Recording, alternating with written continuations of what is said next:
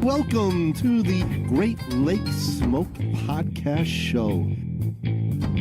What we talk about basically is the love and the passion of cigars, pipe smoking, tobacco, alcohol, brothers chilling out and having a good time, laughter. Well, how else are you gonna, enjoy a nice bourbon? And you kind of went animalistic on tobacco buying, haven't you? And the Rocky Patel Pure and Simple. I don't know, that thing just tastes so good.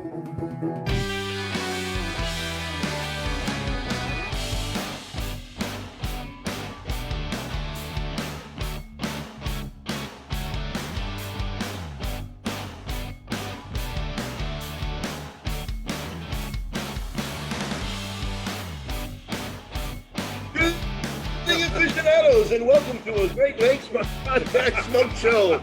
Yes, I was on silent, and my name is not Teresa. So I just wanted to get that straightened out right off the bat. As you know, my name is Ron, and this is my brother Bob next to me. How you doing, folks? And we got the master of the computer, the technician, the Wizard of Oz sitting in there in his cigar lounge. That's Kyle Jesso. Good evening, everyone. AKA Whistle Dick. Of course. And cousin Chooch from Lake Mary, Florida. Easy with the cousin Chooch. It's cousin Frank. Oh, wait. Oh, man. There we go. Wow. Dump that Chooch. We're going to hit it all. We're on facing high Q here, guys. Oh, hey, man. welcome. We got an exciting guest tonight. We have been waiting all week to try to get him on, and we're excited, we've been trying man. to get him on for a while. Yes, right? we have. But He's a busy man. He's busy. He is very busy. busy. So we're honored that he took this time out tonight to come on. Mm-hmm. Absolutely. It's a wonderful thing, and we are honored for sure.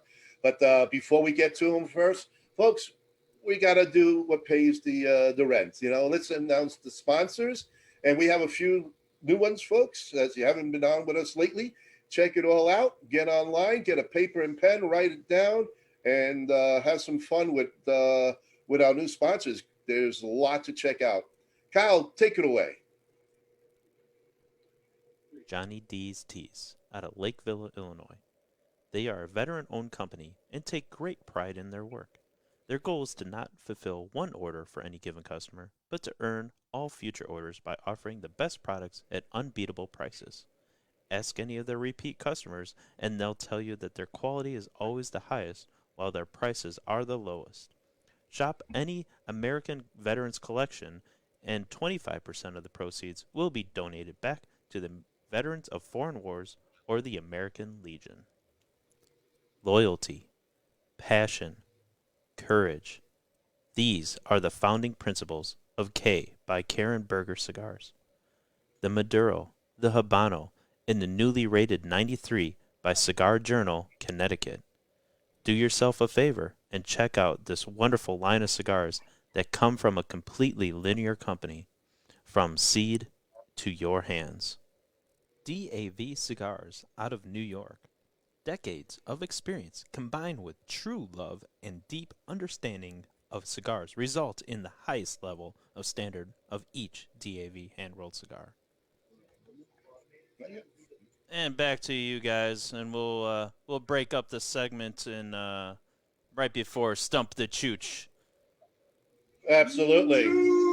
Definitely Chooch time, for sure.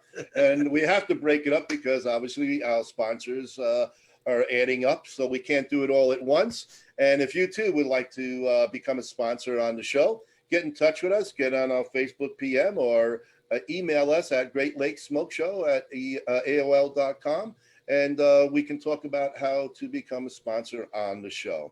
But moving forward, because we definitely have a very special guest that took time out and he's really busy, we're going to have the one, the only, Steve Saka from Dunbarton Tobacco and Trust. Steve, how you doing tonight? You guys know it's a Tuesday night, right? I mean, nobody is busy on a Tuesday night anywhere. Unless you're like a cop working a shift or something. I mean, let's get real here. Well, we're busy. We're working. We're doing it. You know, I mean, you know. This is like a fucking quadruples group. Look at this, man. Bald, fat bastard. Bald, not as fat. Bald, skinny. Oh, you're all skinnier than me. How do you have hair, Kyle? You're not allowed in the group. What was that on Sesame Street? Electric Company? One of these things are different than the other. Which would it be? I'm going right there. Hey, well, I'm trying not to blind our audience with all of us being bald there, you know, so I gotta block it out a little bit. All right. So, cousin Steve, how you doing? Doing really good here. How are you? Doing great now that you're here and you hit Kyle hard. We kind of I hit him for having hair? Are you fucking kidding me? Yeah, I mean, wait a minute. he should be Am I allowed honored. to be salty? I should ask that. Yeah, question. don't worry. It's salty, pretzely. Yeah, I don't know. I just got a lot of editing to do. Yeah, a lot of editing. Me. Well, he's got a lot of work to do with his haircut. At least 5 minutes in the shower, we're done with. So we're looking good. Anyway, I honestly wouldn't go back. And I know all bald guys say that, but the reality is, I started losing my hair when I was 19. And by the time I was like 25, I was like serious, like monk fringe bald. That's where I was. So, I started shaving my head way back then. And that was back before it was cool. In fact, the only people that shaved their head and grew a goatee at that time, you were basically either a convict or you were a white supremacist, or you were both. It was like, right? Oh, and bikers, right? Or bikers. Yeah. Bikers too. So was that before Michael Jordan or after Michael Jordan? Well, that would have been right around the same time. But Michael's black, man. He gets a different set of rules to work with. Come on, let's be real here. Yeah, he could get away with just about anything. Come on. You can't even have a conversation about X and Michael Jordan, right? I'm not even on board with the LeBron Michael Jordan conversation. So there's no way we're having a conversation about my bald head and Michael Jordan's bald head. We're in like two totally different universes. So when did you actually get rid of the St. Anthony look? Yeah, that's what I had to do, man, because otherwise you look stupid. And I'm now to the point where I don't even think it actually grows completely. I actually think I would just have like two patches above my ears of like fuzz that would like hang off. I don't think it even closes in the back anymore. I don't know. It's been so long. I mean, like you said, you do it in the shower every day. Yeah. I mean, I quick swipe the razor. I've even started using those like those razor bump razors that don't cut as sharp. Yeah. As close. Uh-huh. They don't do as close as shave, but if I'm doing it every morning, who cares? Yeah. My problem is I stopped growing hair on the top of my head. Now I grow it everywhere else.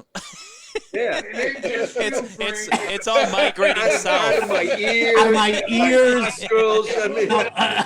But nothing comes on the top, It's not fair. Hey, it's like the geese for the winter. Everything's just moving south. You want to know what's really amazing about this? I'm looking at Facebook. There's like 40 people watching this conversation live going, why? And they're all laughing. Yeah.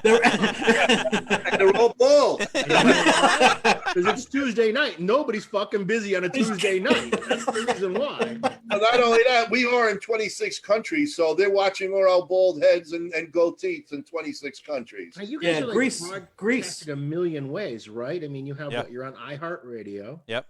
Spotify. And then how else do you broadcast on Hey, YouTube? Kyle. Hey, take it away, Kyle. You know more. Yeah. So we are on iHeartRadio, Spotify, Apple Podcasts, Google Podcast, Anchor.fm is our host servers, so you can catch us there too. Pretty much any which way, and and YouTube. as of three months ago, radio.com, and then now Frank has been uploading all our shows to YouTube now as well too. So we are every which way format possible you can find us, and if you can't find us, you probably don't even know what a podcast is. So maybe they don't want to find you. Did you ever think about that? The government does. The government does. Yeah. Government wants their taxes. None of our last names are real, so it's all right. Don't worry about it. I hear you, Teresa. Yeah. Buster Teresa. Yeah. Well, I can speak in a higher pitch. I'll just grab myself and squeeze. Anyway. All right, so let's get to talking about you. We don't have to do so much history. Didn't we have this conversation already? The train is coming in the station. Yeah. I might have to leave. Yeah. Oh, okay, keep going. For the record, everybody, I said I didn't want to talk about my history because I know everybody's heard it 8 billion times. All right, what are you doing now? But there's that Let's one talk about person who that. What has I'm doing now is I'm wasting a Tuesday night with you guys. That's what I'm doing now. Talking to 3 bald men and a hairy guy in his lounge. Yep, that's Oh, right. man. That's not everybody. What am I doing now? Honestly, what I'm doing right now is I'm kind of sinking. That's what I'm doing right now. Things are just, things are just so crazy busy. I mean, look, it's a catch-22. You're thankful to be so busy, but you also wish it was kind of a little bit more controlled. Spread out. Yeah, I mean, right now things are just a little plain stupid. That's where I'm at right now. But is it a good stupid or a bad stupid? Well, I mean, it's a good stupid business-wise, but it's becoming impossible. Can't keep up with anything, and it just seems like I just go from fire to fire to fire to fire, and the fires just keep getting bigger, and I never seem to catch up, and that's kind of where I'm at, and Maybe you need to produce a not so good cigar. That'll help, just right? kinda- that'll help. Yeah. And here's the funny part: I don't know that it would help at the moment. That's how stupid things are. Wow. Well, Frank went over to Corona today, where we first met you last month with Jeff on his barbecue night, and then the following night we met you down with Honest Abe over at Smoking. Yeah. Frank went to grab one of your cigars. Frank, I tell grabbed him more what you than got. one. I grabbed more than one, oh, obviously. I'm smoking. Which one am I smoking, Steve? The sin compromiso. Yes, and that's your slogan, right? Yeah, the slogan of the company is puro sin compromiso, just cigars without compromise. Yeah, and that's without compromise, correct? Yeah, look, and what that standard is obviously, I think everybody would say they do that. So I think it's just an individual standard, an ideal for myself more than anything else. I mean, in the end, consumers are going to get to judge whether they think it's just a tagline or whether they think it's true. I mean, Yeah, it's true. You haven't compromised with this stick at all. This is. But I also charge it for it too. It is like it's not like you're getting a free ride there. It's not like it was $7 or something. No. I felt the baseball bat hit me on the back of my bald head. I mean, look, but it was worth it. That's the decision that every consumer has to make. Is it worth it or is it not worth it? And sometimes, small little details and differences really add up to significant costs. Right. And not always are they discernible. And they're particularly not discernible by all consumers. And so I think it's a question of, I think every cigar has to be kind of judged kind of in the price point.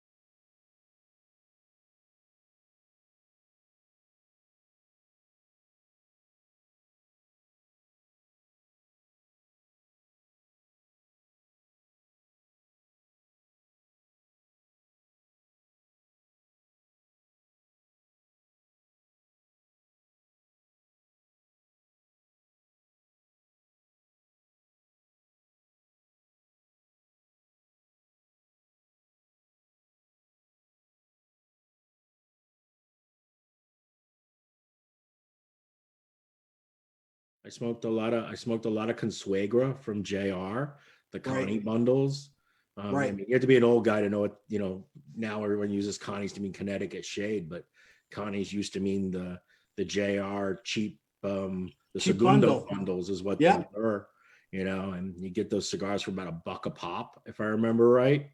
And even cheaper than that, actually. So, I mean, I've smoked a lot of that stuff. I just, I don't have to anymore, so I don't. Just that simple. Yeah, Same you thing, started. I You don't have to started. drive it- a Pinto anymore, so I don't.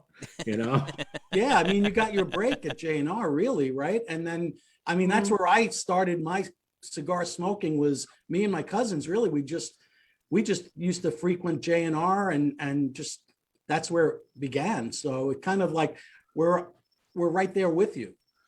Yeah, I mean, look, and it was a much different business too. I mean, Lou's business was propagated on a basic concept of fast, fresh, and cheap. And I may have that not in the exact order of the tagline, but that was kind of his philosophy. And and obviously that's not my philosophy at all. I don't like any of those things. I don't even like the fresh part. So I like aged. Yeah, no, I want the tobaccos to be where they need to be for the blend, whatever that time is required. Some things are good fresh, other things are not as good when as fresh. But I mean, that was, but part of that tagline had nothing to do with how the cigars were aged. It had to do with how, look, at that time when he began that, buying cigars online was not a common thing. Well, first off, it didn't exist at all. Just buying mail order phone, right? Right. So the concern that consumers always had were when they got their cigars, were they going to be all dried out and cracked and brittled?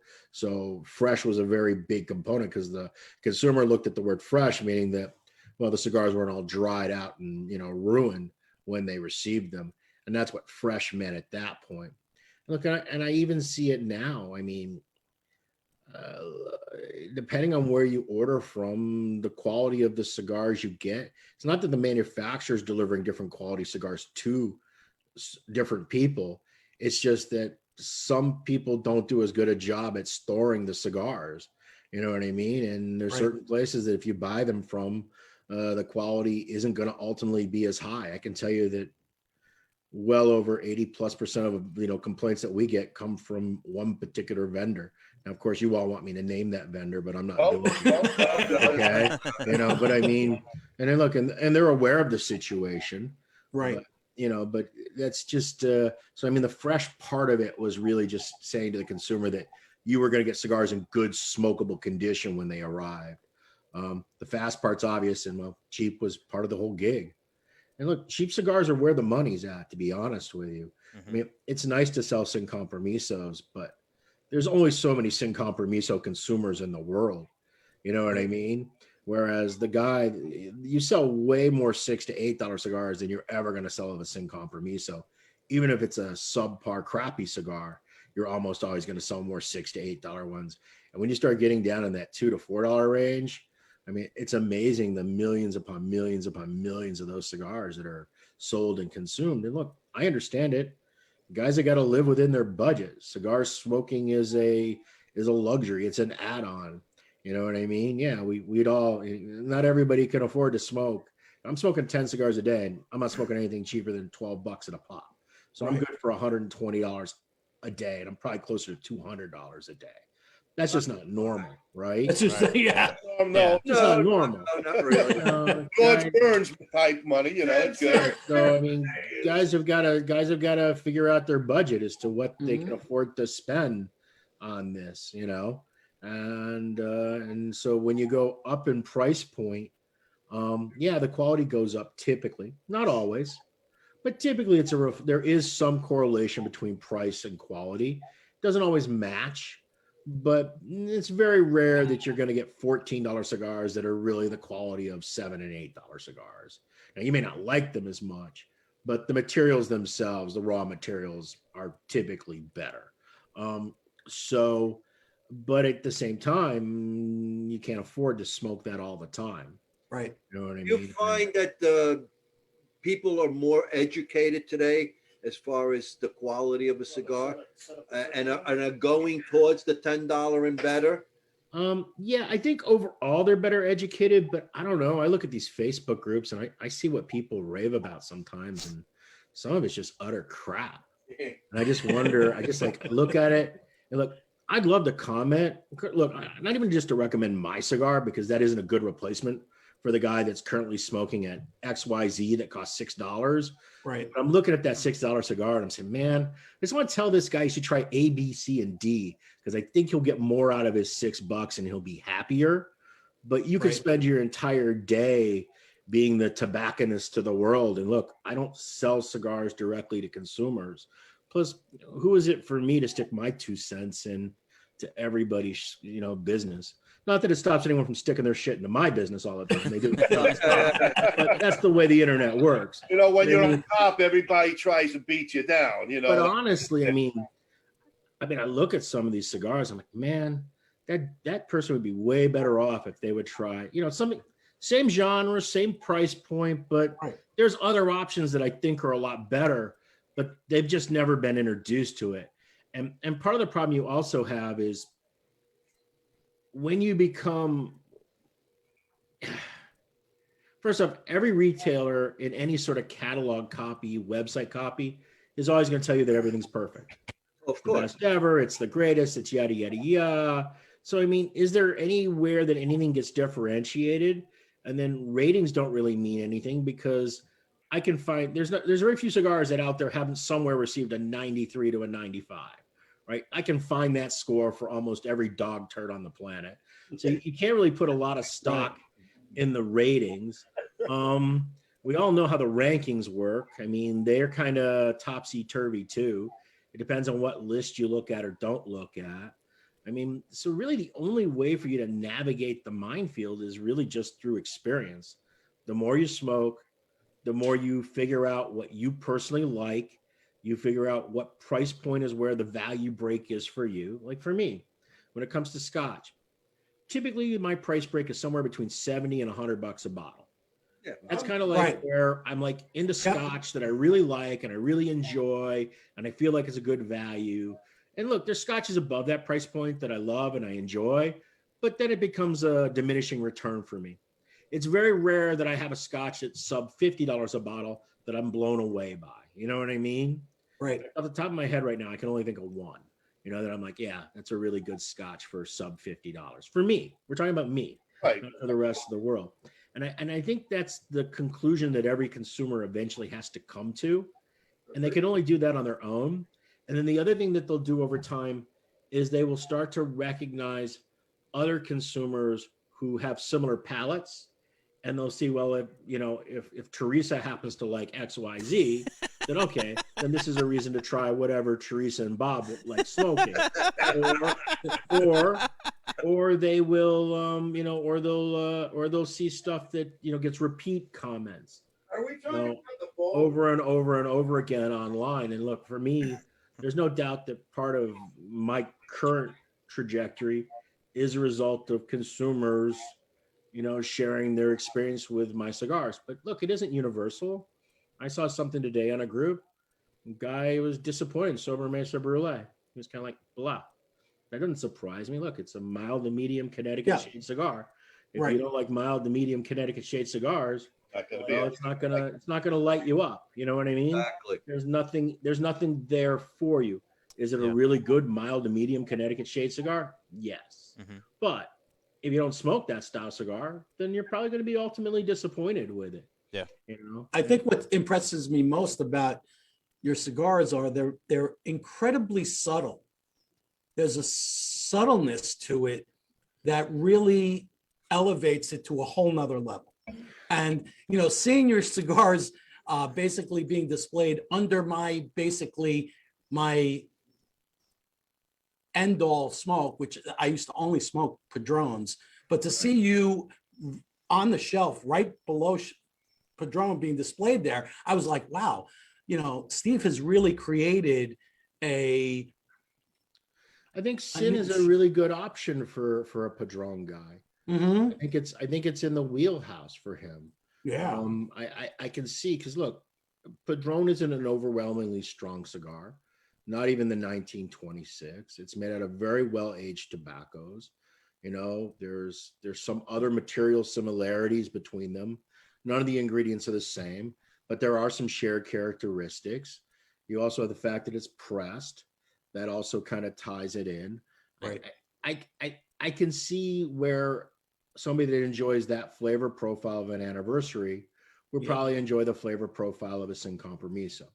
But at the same time, I don't even bother trying to get that guy because that guy's gone. The guys that buy boxes of Padrones, they're some of the most brand loyal consumers on the planet. And why are they brand loyal? Because the cigar has been wicked consistent for the last 20 plus odd years. Look, That's a good word. Padrone. The consistency. You can always get that in a Padrone. Right.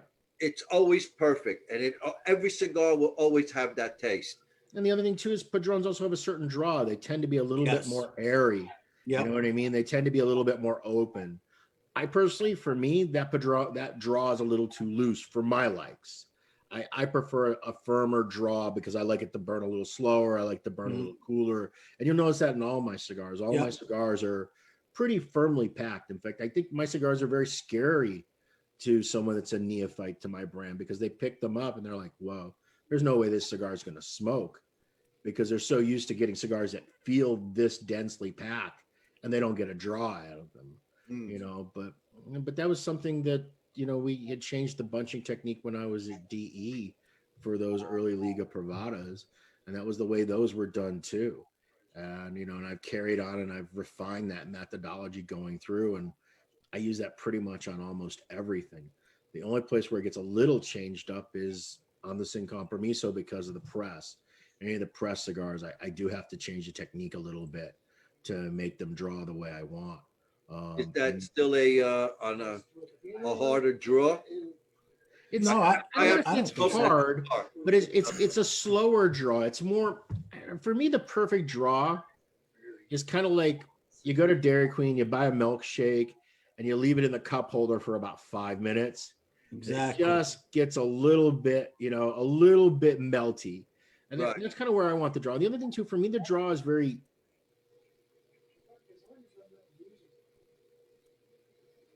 when you take a big pull on a cigar, what I want to see is the smoke cascade out of the head for about 4 to 5 additional seconds all on its own.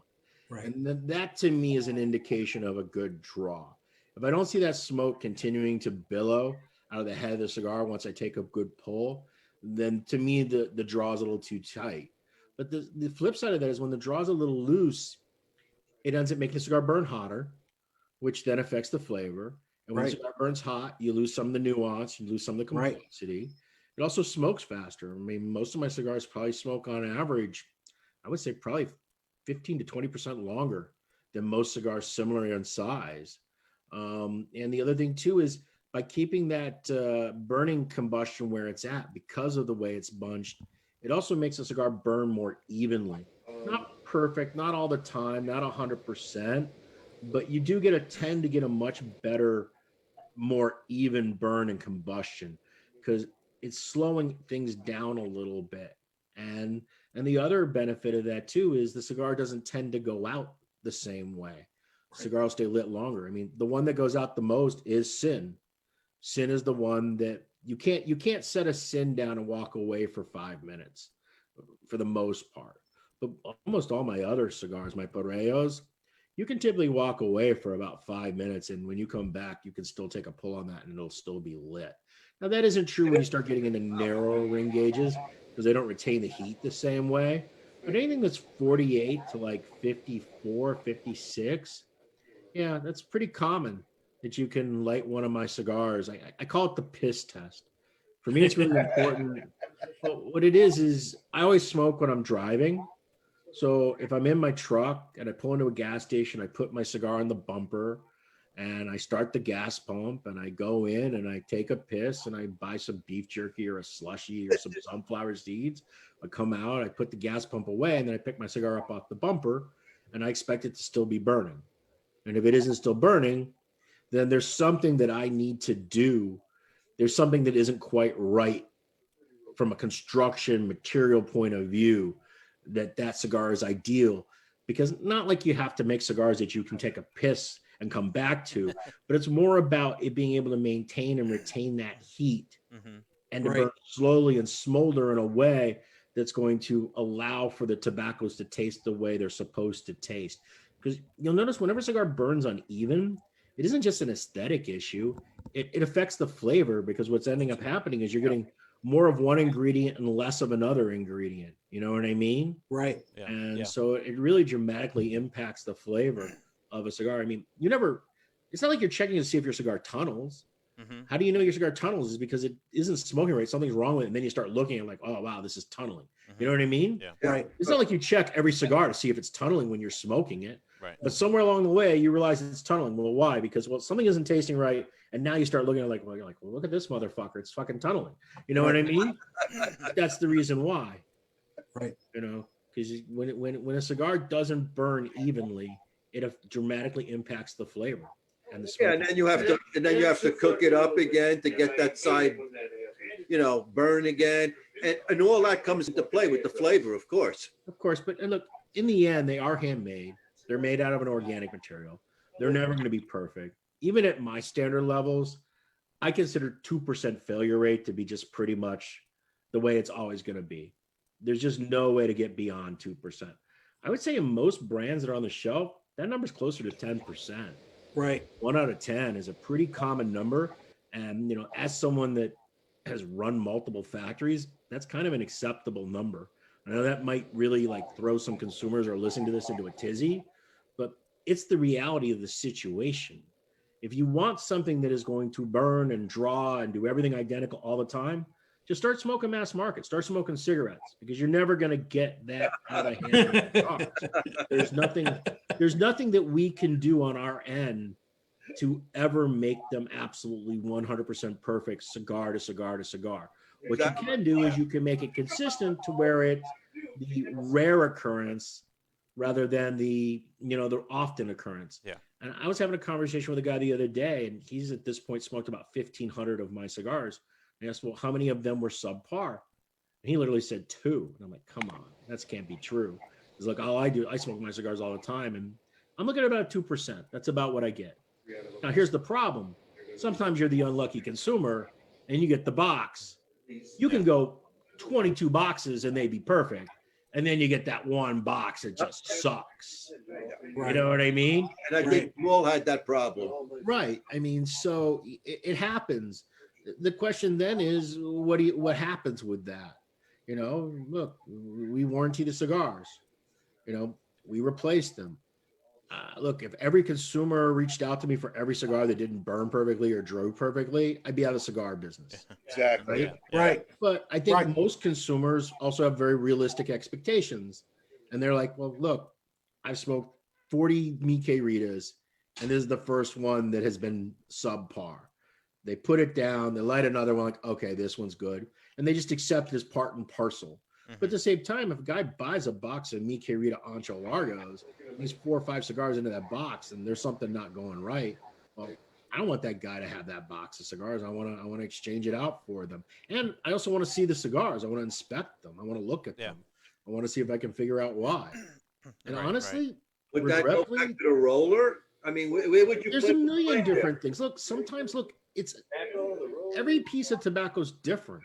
Right? Leaf to leaf. Sometimes a leaf will just burn slower than it should. Sometimes a leaf will burn quicker than it should. But I got to tell you, the environment in which you smoke it has a huge impact. Right. How you choose to how your humidor is. Yeah. I mean, that's the easiest thing. Everyone says it's you. I don't like to say that, but honestly, 7 out of 10 times it is really the consumer. Yeah. It really is. I get so many cigars back, and I'm just like, these are smoking great. I really don't understand what the issue is, but everybody, it's like you can't make a cigar that's going to smoke in 0 degrees and smoke at 100 degrees. Yeah. No, Right. Yeah. You can't. The guy's got a messed up hygrometer that tells him it's 74% relative humidity in his humidor. So he's trying to get his humidity down when his hygrometer has never actually been calibrated properly. When he's really got a 62. Yeah. He's even trying to get it lower than that because he really is just trying to hit a number because he's been told the number rather than just saying, no, this is right. I can feel that it's right. I can taste that it's right. I know that it's right. I mean, I can tell you the relative humidity that cigars are stored at. They've been in the humidor for a couple of weeks. I can pretty much nail it within 1% or 2 as to what somebody's humidity is in their humidor. I mean, you just get used to it. And look, I think most people, once you get out of that beginning stage where you're freaking out about, every little thing, you realize that cigars aren't as sensitive as everybody makes them out to be. Right. That's true. Okay. Yeah. And you start to calm down. And when you calm down and you stop trying to chase a number and you kind of figure out what's right for you, you start to dial these things in. And a lot of those problems that you were having in the first 5-10 years of being a cigar smoker, they all seem to go away. Mm-hmm. Is that because we've all gotten better at making cigars? No, it's really you've just gotten better at understanding your cigars and how you like to smoke them and what's good for you and what humidity is good for you and your personal environment and blah, blah, blah, blah, blah. It's a better educated consumer. Yeah. Right. Better educated consumer. And look, and I've always made the statement that I think our best customers are the ones that are better educated. I need the guy to have smoked enough cigars that he can actually tell the difference. Right. He can appreciate it. Yeah. Absolutely. Right. Absolutely. And look, and if you can't tell the difference, then don't waste your money. Why do it? Right. Yeah. I mean, if you're happy buying, XYZ from XYZ company and you're getting, 30 cigars for, $75, then fuck it. Buy that shit. There's no reason to spring the big dollars if you can't tell the difference. Right. No, you're right. Maybe a pouch of chewing tobacco or something, Well, it does make a difference. No question about it. Again, having an educated consumer is going to make your life a lot easier too. And they will enjoy their cigar and pick out their favorites, their palate. It never ends. I mean, you look at some of these Facebook groups. I mean, it's like literally you could spend every waking moment answering questions. I mean, there's literally so much stupidness that just gets repeated over and over again. It's sometimes mind numbing to me. Well, stupid is a trend these days. We like to call it in Italian scemo. That's it. That's just the reality. I think what's really interesting is I had your sopremesa yesterday, and it was fantastic. It was exquisite. And then I started doing a little research as to what goes into one. And then I was shocked because I'm like, they're using tobacco from Lancaster, PA. I'm like, wait a minute. That's the Amish. I was totally blown away. I'm like, that's not such a unique ingredient anymore. Any of this, whenever you hear about Pennsylvania broadleaf, first off, it's called broadleaf, but it isn't broad. I don't know why. That term just annoys me. The correct terminology is actually seed leaf, but it is from the broadleaf family, so I understand why. But there's nothing broad about Pennsylvania seed leaf. It's a very long, skinny, narrow leaf. I mean, it's like literally like that wide from pretty much butt. And when you get up to the tip, it really comes to kind of like a real quick, sharp kind of point. So it's like these really long, skinny leaves. And look, a lot of manufacturer uses them as wrapper because it's readily available, because they don't grow that particular tobacco as a cigar tobacco. It is a black tobacco. It is an air cured tobacco.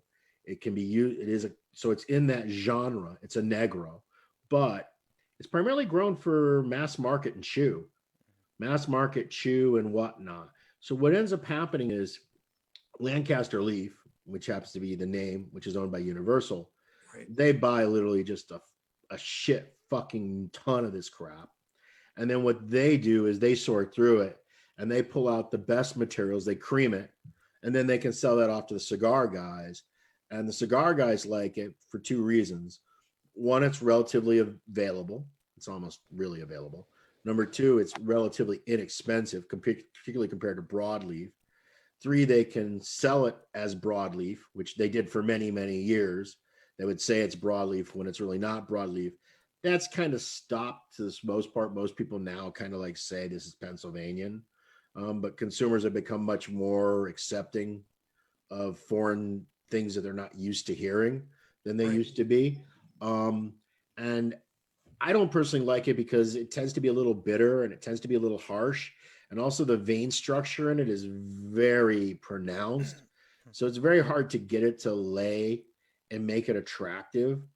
You almost always end up with a little bit more of a rustic style cigar. Now, on the plus side, though, if you like a lot of pepper and a lot of kind of bite in your cigar, well, this is a tobacco that gives you that kind of bite. It gives you that pepperness. So what I've started doing, and what some other manufacturers started doing, is we kind of use it as a Ligero. It's a good alternative to Ligero in a blend. You can use some Pennsylvania seed leaf, Right. And also, again, because of how it's farmed, it's relatively inexpensive. Normally, the way it works, though, is we're not buying the Pennsylvania seed leaf with the intent of it being filler. Somebody's buying the Pennsylvania seed leaf with the intent of it being wrapper, and then they're fermenting it and sorting it, and then whatever doesn't make the grade as wrapper then ultimately becomes that we utilize as trippa. It's a really difficult wrapper, and I know some manufacturers do. They use it as binder, and from a structural tensile point of view, it's fine. The problem is it's so rough that it's very hard to get a cigar to look attractive when you use a Pennsylvania seed leaf binder on the cigar, because it always ends up just a little bumpy and a little rough because it's kind of the nature of the leaf. So I don't personally like it as a binder material, but there are some manufacturers that do. And yes, you can take a lead pipe and kind of roll the veins down, which will help minimize it to a degree. But it just depends. But I primarily use Pennsylvania seed. Currently, I use it primarily as an alternative Ligero. That's how I currently utilize it. I've seen many tobacco farms in PA. There's plenty of it. Yeah, no. Like I said, they grow it for chew. They grow it for snuff. They grow it for mass market. And look, if you're like jammed up and you don't have any handmade cigars, I mean, you can go to a gas station and just get a Backwoods original, one of the non-flavored ones. That's all made out of Connecticut broadleaf and Pennsylvania seed leaf. In a pinch, it makes a smokable smoke. I mean, if you skip the sweets and you skip the honey and you skip the grape and you just get the original Backwoods, if you're looking for a real simple, crude chairwood, the chair root that's going to taste like a cigar should taste, well, there's a way to get a cigar, in a foil pouch that you can get a quick hit on. That's a good little tip. Yeah, but we're not going to smoke Backwoods. We'll stick to something a little more refined. Desperate times require desperate measures. That's right. If I'm out of cigars, I'm smoking a damn Backwoods. I'm not above that. Yeah. Exactly. Especially if you're out hunting. Yeah. Well, Yeah, you can light a whole bunch of them around you, keep the mosquitoes away. What's weird about that? I have always smoked cigars in my deer stand.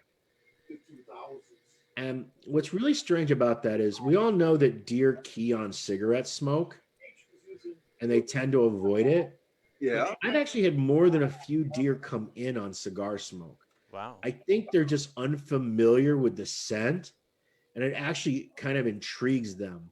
That's Interesting. Yeah, so I've had deer key in on the tobacco smoke and actually kind of follow it, trying to figure out what it is. Huh. They don't directly recognize it the same way. And I bet the same would be true of pipes. And I bet this wasn't true 50, 60 years ago when a lot of guys smoked pipes and cigars. Yeah. I bet the deer were really uber sensitive to it the way they are with cigarette smoke today. But it hasn't been my experience. Now, I don't know about turkey hunting because I don't turkey hunt, but I would be curious if anyone out there turkey hunts, if they would chime in and just in the comments say what their experience it's a matter of time before the deer realize that the smell of cigar is only, it represents a 12 gauge. In my case, it's a 30-06. 30-06. Yeah. I need some range between me and the deer. Steve, how big is your line now? We get a lot of people asking. Too many. There's too many cigars in the damn thing. And your line? Yeah. Okay. I mean, look, you've got the initial Sober Mesa, which was released in 2015, the original blend on that.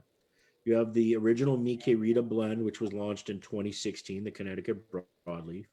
You have Todos Los Dias that was added in 2018. And then in 2018, you had Sin Compromiso. And then in 2019, we added on Sobremesa Brulee, and we added on the deviation of Mi Querida and Triquitraca. And then since then, there's also been a million, like there's always a Muestra every year, a new Muestra introduction. Right. So there's one new cigar for that. And it seems like I keep making all these special project cigars, even though I keep telling myself I'm going to stop. And I say no constantly, but even to the few people you say yes, it's too many. I mean, it's a lot of stuff when you start to add it up. I love the Muestra box. I have one here. Beautiful. You love it. Consumers bitch about it all the time. They want cigars for cheaper. What they don't understand is the retailers like the coffins. Yeah. The retailers, for them, it showcases the product. The other thing the consumer doesn't understand is I never had any intentions of Muestra de Sacas remaining on the shelf year to year. My intent was it was going to be a once a year release of whatever the new Vitola, because every Muestra is different.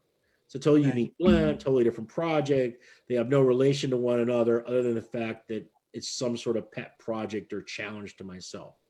So the way I envisioned it was once a year I would come out with it, and once a year they would sell it, and then they would wait till next year for the next one. What's happened is retailers just keep getting demands for the old ones. So now the old ones have become regular production cigars. Okay. So you can buy Exclusivos and Naka Tamales and now Leave Me the Hell Alone Lanceros, and you can still buy in Stolen Valors. So now it's on the shelf in a lot of stores. A lot of stores will have 3 or 4 different Muestras simultaneously. And so now, the consumer that wants to smoke more of them wishes there wasn't a coffin. The problem is the person that actually sells the cigar wants the coffin. You know what I mean? The retailers want the coffin. Steve, how do you always have like that consistency? Because every year the crops are different. Let's face it. It could be hot summer, it could be a wet summer. So the leaf actually will change year to year. But how do you maintain that consistency throughout? So what I would say to you, Bob, it isn't crop to crop. It's bale to bale. It's leaf to leaf. Bale to bale. The only thing consistent in handmade cigars is that they're inconsistent. In any given month, my cost to manufacture a particular cigar will vary as much as 10 to 12%. Wow. Because I have different yields, and I have different indexes, and I have different materials that I bought at different points.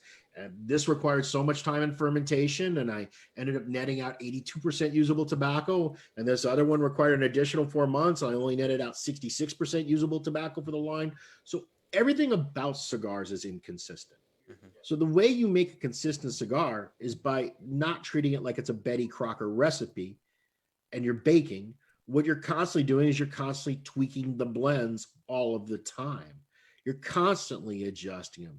And it's what a chef does. He's trying to put a dish on a plate. He knows what it's supposed to taste like. Yeah. Look, sometimes the tomatoes are a little sweeter, right? Sometimes you need to add a little bit more acid to tone that sweetness down. Sometimes, things get a little too acidic and, you need to add a little bit more salt to drop down that acidity in the dish. And that's the way that you make ultimately a consistent cigar, is by not making a consistent cigar, by accepting the fact that it is inconsistent, and by trying to constantly adjust and tweak. What that requires is it requires you to have boncheros who actually smoke, number one, because most of these people that make cigars don't smoke cigars. The factory general manager, the quality control guys, but the people at the tables, most of them don't actually smoke what they're making. So they have no clue what they're doing. Really? As far as tasting. I always assumed that everybody's sitting there with a cigar on. Hell no. Rolling. No. So for me, it's really important that the bonchero, I don't care about the rolero. She don't have to smoke jack shit. But the bonchero, he's got to smoke cigars, because I want him to understand what it's supposed to taste like. So that when he picks up this leaf, he goes, this one's a little thicker. I don't want to use a whole leaf of this. I want to break a quarter of this leaf off and drop it away. Or, this is a little thinner. Or, this tip is a little fat and a little juicy, so I'm going to, reposition a little bit here. You want him to start to understand what makes the cigar taste the way the cigar tastes, so that he can make these micro adjustments. Now, major adjustments, when you're going from crop year to crop year, or you're going from bulk to bulk, or you're going from, bale segment to bale segment, well, those changes will be made by me. But that's one of the reasons it's one of the things that I sacrificed during the COVID year. I was only in Nicaragua 4 times, whereas, normally I like to be there every month. So, but I mean, you're constantly adjusting the blend. If you're not constantly adjusting the blend, ultimately the cigar will not be the same in relatively short order. And we all know this. I mean, how many times have we got a new cigar and we loved it, and then within a year and a half, it doesn't taste anything like the cigar from just a year previous? Right. Right. Yeah. And it's because they're not putting that attention and time and effort into it. And that's one of the things that kind of separates the $7 to $10 cigar from that $15 to $20 cigar, because that's not a little task to do that. That requires an entirely different skill set. But if you're a roller and you're not smoking, I mean, you can't have somebody over your shoulder saying, okay, no, use a little bit of this instead of that. That's Or the way most of them operate. really? Yeah. And that's why cigars are the way cigars are. Yeah. Okay. Interesting. That is interesting. I always thought that was the roller's call. You knew pretty much what that formula is going to be. And as you're Well, rolling. that's the thing. Most of them are doing that. Half a leaf of this, a full leaf of that. This leaf goes here, that leaf goes there, this break goes here. They just do it. They just do it mechanically. They're following a recipe card. The problem is, it isn't like baking where yeast always acts the same way and refined sugar always acts the same way, and this type of flour always acts the same way, because they're working with an inherently inconsistent ingredient. Absolutely. You have to treat it different every single time. And over time, when you have those experienced people, they just kind of become second nature, and they learn what they're supposed to do, and they figure it out. And if they don't, well, then they go roll somebody else's cigars that sell for less money. It's that simple. Now, do you have your own factories, or are you? No. I work with 2 factories. I work with Nicaraguan American, and I work with Hoyt in Nicaragua. Anybody that has their own factory really doesn't have their own factory if they're not operating and running the factory. Right. So could I own my own factory? Could I have my own building? Yes. But it's really not a big deal. You have to physically be there. And I'm not willing to live in a third world country 3 weeks out of every month for the rest of my life. And that would be the minimum that it would require. Okay. And I'm not at that point in my life. Now, will someday I have my own factory? Yeah, probably, just because it'll make a sense for consolidation of workflow. But the reality is, look, cigar factories are kind of irrelevant. Cigar factories are, I can run a cigar factory in my kitchen. You know what I mean? I need a table. I need a tabla, a cutting board. I need a pocket knife. I need a mister bottle. I need some molds. I need a simple press. The things that it takes to make a factory are relatively insignificant. So the factory part of, in fact, factories are where they actually screw cigars up. It's where you give them perfectly good materials and they just fuck it up and they ruin perfectly good cigars. And what they do in the factory. The part that gets so romanticized, it's like literally 3 minutes. You know what I mean? And really the part that they're doing, it's really just standards, practices, and methodologies. That's all it is. You just do this every single time, all the time, other than the fact of adjusting and tweaking the blends. That's a little bit of a different skill set. Like mass production. Right, but I mean, it's not rocket science in a cigar factory. Cigars are good before they ever get to the table. What happens at the table is they have the opportunity to mess them up. That's what happens at the table. You're just hoping they don't take perfectly great materials and a great blend and ruin it, is what you're hoping they don't do. And so look, that's true. Great ingredients, standards, practices, and methodologies. And then the third thing that's required is being a dick about the first 2. If you can do those 3 things, you can make really great cigars. Well, you're doing it. That's for sure. Jeez. I'm a dick. I'm good at it. Yeah. Well, that's what I mean. Is that part of the bald head look? The head of the Yes, that's part of it. That's where we're at. I get you. We have a couple of guests here in studio. They want to know: are you doing anything with pipe tobacco, or planning on putting any kind of pipe tobacco out there? I don't even know where that question comes from. That's out of left field. Actually, it was center field to me. Next. Next. Drew Estates did come out with a line of pipe tobacco years ago. There's tons of pipe. Look, there's tons of marginal pipe tobacco cigars in the market. Okay. Okay. We said it was just a question. The other question someone else has is, what can we expect this year, if anything, new that you could I don't possibly know. talk That's about? going to be a tough one. I mean, look, I can tell you first off, there's like 8 billion of these limited productions, like way too many. Okay. And there's another release of Red Meat Lovers. There's another release of U-Boat. There's I'm doing the JR 50th anniversary. The guys at Famous. It's like we've celebrated the Famous 80th 2 years in a row now, but they're still getting a lot of demand. So we're kind of doing a Robusto version for them that they asked for. Heck, I can't even. I'm working on something for small batch.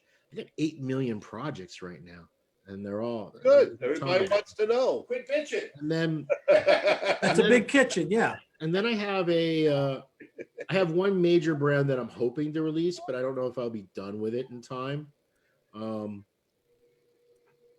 I got to get it right before I really want to talk about it, because it isn't 100% dialed in.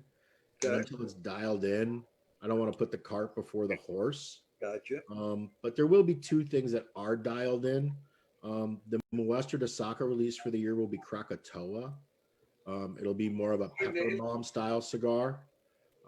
So that'll be definitely coming out, but it'll be coming out at the tail end of the year, whereas normally the Muestra release would be in spring, but because of COVID, I didn't want them to start production until I was physically there, and we were unable to start production until January on that cigar. So Krakatoa will come sometime towards the tail end of this year. And then also there'll be a ridiculously overpriced version of Sin Compromiso. I have another blend of Sin Compromiso that's a bit more robust, a little bit more zesty, a little bit more spicy. Okay. That I find myself smoking. And I'm looking forward to that. So this is great, but I'm I'm going to probably just do it in one size to start with. I mean, my thing right now is I can't make enough Ombagog. I can't make enough Mickey Rita. I can't make enough Sober Mesa Brulee. I'm just so far behind on so many things. I mean, I got to somehow even keel somehow. You know what I mean? Because, I mean, normally when you make new stuff, it's because the old stuff stops selling. And right now, I don't have anything that's slowing down. I had one thing that was slowing down, and even now it's selling great. And so, even the one, and that was Todos Los Dias.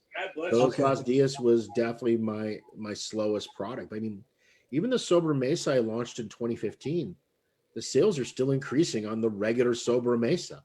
Wow, that's fantastic. Well, I think more and more people are getting exposed to it. I think, like myself, I'm like, wow, I'll be buying that again. You know, it's like all of a sudden, you know, folks who have not really experienced your cigars are going to gravitate to most people they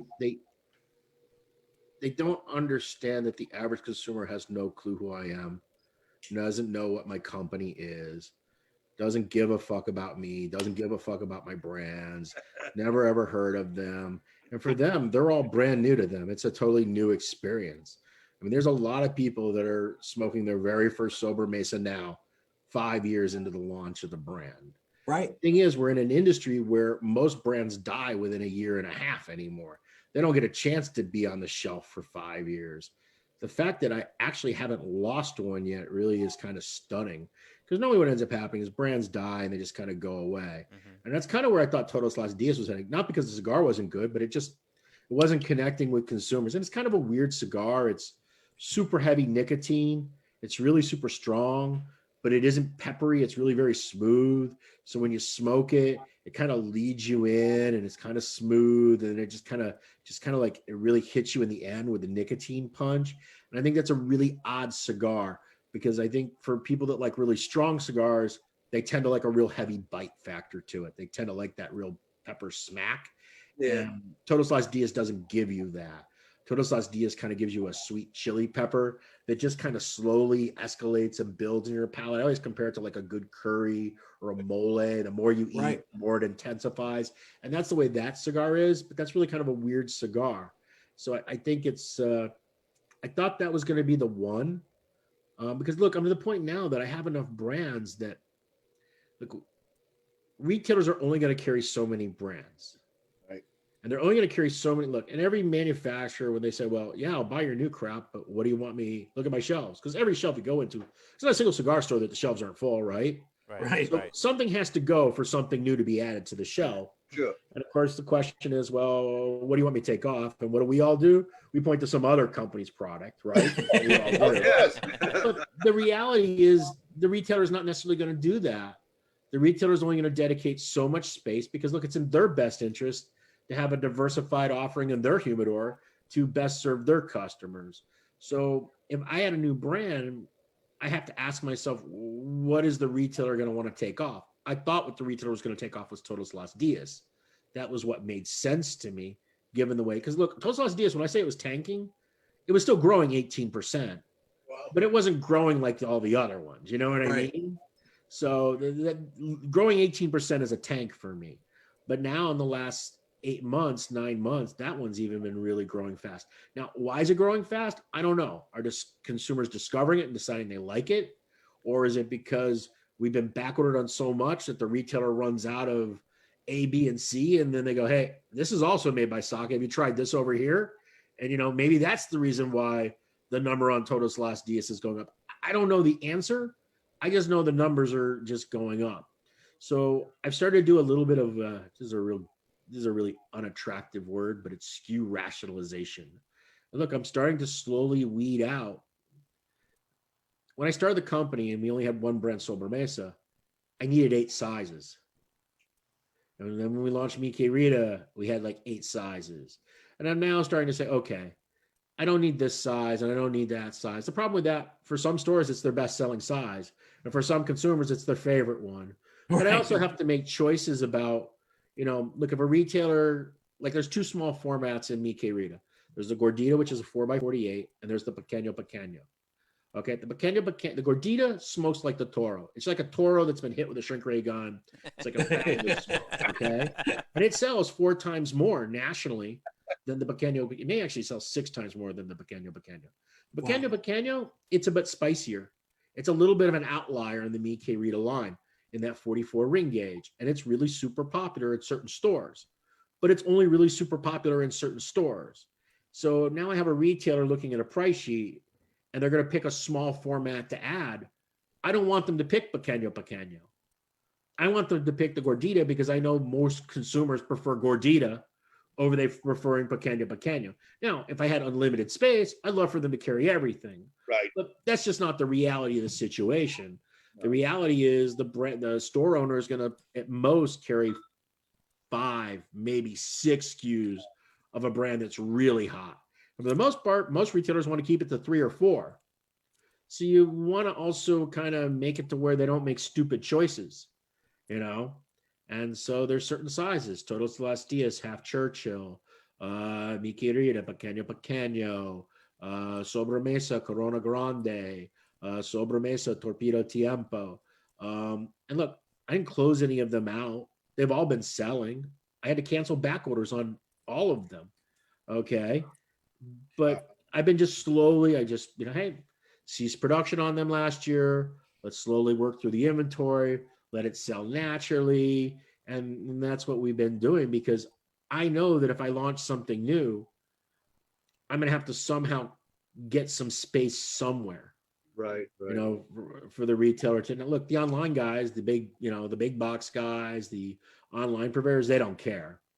They just add another SKU to their system and another picture and bing, bam, boom. But the lounges. Yeah, but the you- lounges can't carry. I mean, if you look at like if you look at like a La Flor Dominicana sales sheet, there's like 8 billion near like sizes of the Right. same kind of cigar.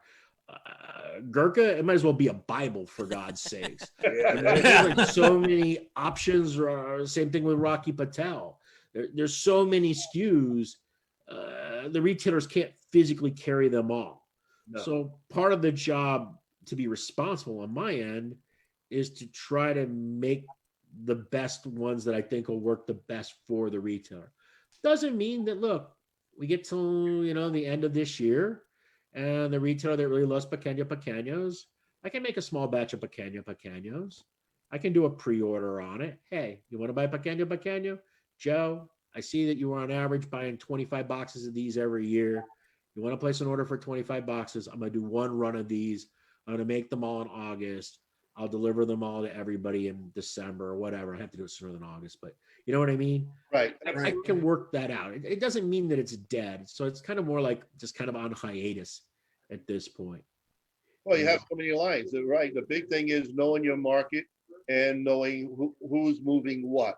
And that's just a matter of somebody doing the history, seeing how many is being ordered. Like you just had the perfect example, and then giving the guy an opportunity to say, hey, that's. And the other thing too is I haven't been shy about saying which ones I'm, discontinuing or putting on hiatus. So those consumers that follow me and are interested, they have a list. If you really like Sobremesa Corona Grandes, seek them out now and buy them. Right. You know what I mean? Right. If you really like Todos Las Dias Half Churchill, seek them out and buy them now. It's just the way it is. Yeah, yeah. Absolutely. Do you That's find the smaller size is selling better than the larger? No, the smaller sizes never sell. That's the Right. problem. Yeah. The problem is it doesn't cost significantly less to make a small cigar than a large cigar. Right. All the actions that are required to make a cigar are identical regardless of the size of a cigar. I always tell people, think about it like when you make a box. All boxes have 6 sides. Whether the box is tiny or the box is giant, there's 6 sides to every box, right? Right. It's the same number of cuts, it's the same number of joints, it's the same number of everything. You got to measure everything. There's no difference. The only difference is the linear board feet of wood that you use. So it's the materials themselves, the physical weight of the materials. So the average cost delta between making a Corona and a double Corona at a factory level is very rarely more than 18% true cost. The problem is you can't sell them that way because consumers, they get by a Corona and it smokes for 40 minutes, 30 minutes, and they buy a double Corona and it smokes for 2 hours. In their head, well, wow, why am I paying, only a 20% price difference between the two? They would never buy the little ones. They just buy the big ones and throw the big ones away.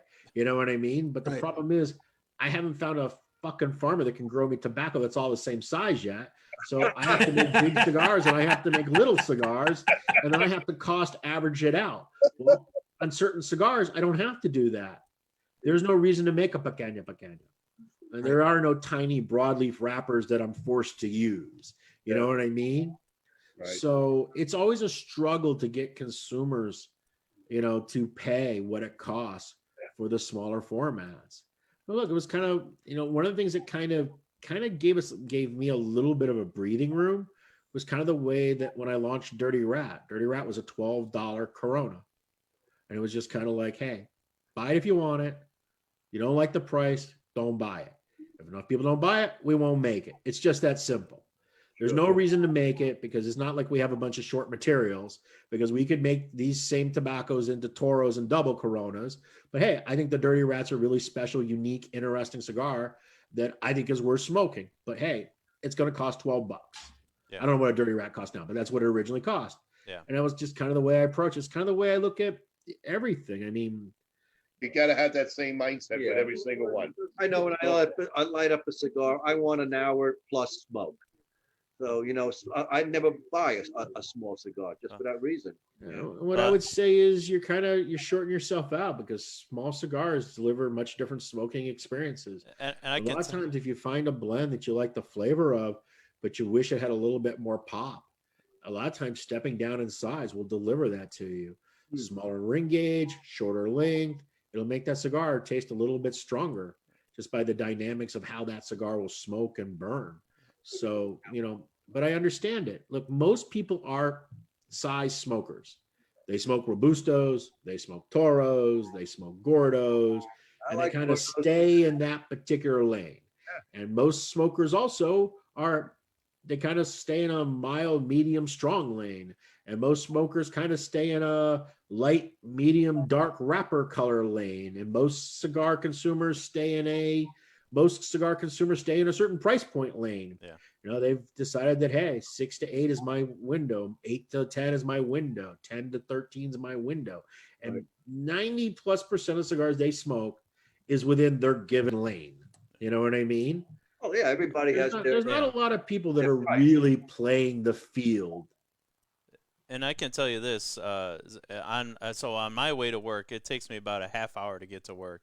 And actually, one of my favorite smokes to enjoy on my drive is a Kafie Cigarillo Maduro, and because I can light it up when I leave my house, and by the time I get to work, it's done. And then I can go into work, and I'm happy, and then repeat on the way home. Well, and it delivers a nice smoke, yeah, and that's the thing, Yeah. So that's usually the only time I smoke the smaller cigars is driving, just on the drive into work. That's why there's so many different sizes and different cigars. Everyone has a different palate. And I rarely smoke Robustos. Why? Because I'm not limited on where I can smoke. I smoke everywhere. I smoke in my office. I smoke in my truck. I smoke in my house. I smoke every place, right?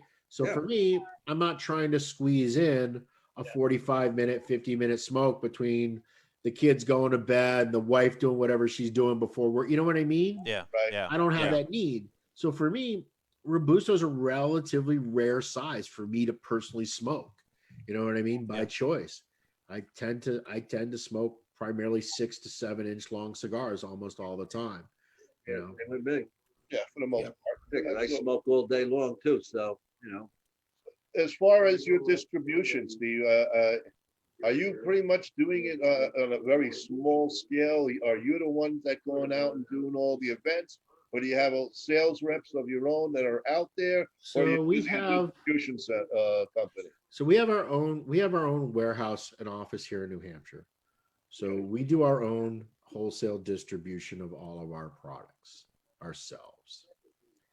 Okay. We have 3 people in the office that handle accounts. We then have Dave Lafferty that handles national accounts. He's the VP of sales. He works remotely from New York. And he handles the major national accounts. And then he also supervises the few reps that we have. And we really don't have very many reps. I would say, let me think about this.